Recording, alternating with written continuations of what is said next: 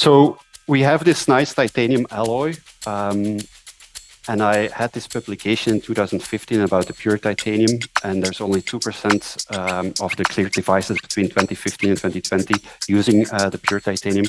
Why would you be even interested in that? So I can explain you why people haven't looked at that material before. Because if you look at the minimum requirements of the titanium alloy, it's like 800 something megapascals in strength minimum requirement, and a 10% elongation and break that is required. While for the most purest titanium grade 1, it's much lower. It's almost 1/4 of the strength. It has a higher elongation. So why would you be interested in looking at a material that is less strong compared to the alloy and is actually very well established? Well, I'll give you a couple of good reasons to look into that. First of all, because at Amnovis we have developed a process for a pure or a CP tie type of material that does not require a heat treatment. So with typical alloy, titanium alloy, you always need to apply a heat treatment in order to obtain the right mechanical properties. So what is the benefit of using a pure titanium? That is really, you have the purest, chemically the most purest titanium, so you don't have any alloying components that you don't want to have in your product. You have an extremely high elongation, which can be beneficial if you want to bend the implants to better fit the patient, or it also improves the fatigue properties.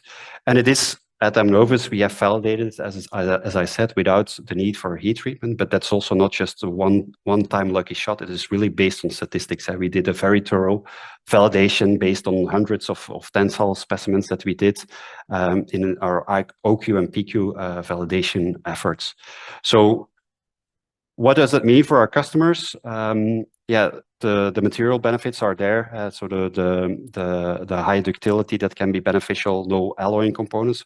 But in the end, what also matters is the reduced cost. So we skip a process, meaning the heat treatment, and it also reduces the lead time. So less process steps to get to a finished product means shorter lead times, basically.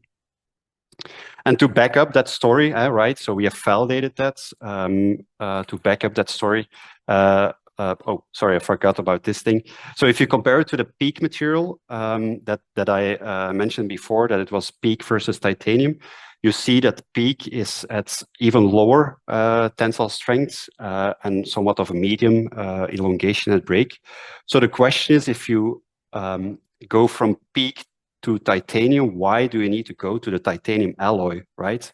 If you can already make an improvement with a pure titanium, maybe that's already enough. And the benefit of having a titanium that is still somewhat stronger than the PEEK, if you make it porous, you can reduce the strength again to really match the properties of the device and the properties of the human bone, basically.